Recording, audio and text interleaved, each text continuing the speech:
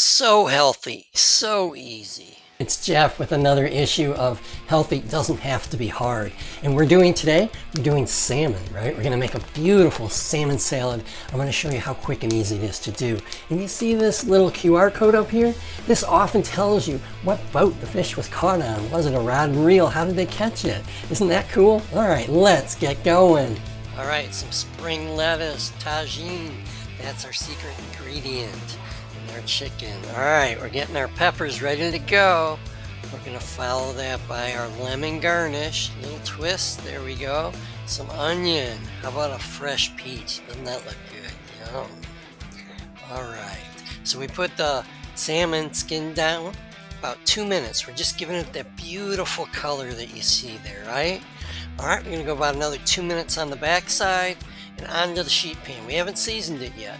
Now the secret ingredient, that Mexican fruit seasoning. And we're just gonna heavily season it like that. You see it? Doesn't that look awesome? All right, in the oven for about 12 minutes. Take it back out onto the salad. Ooh, that's looking healthy and good. We're gonna garnish it up with some glaze, and there we go.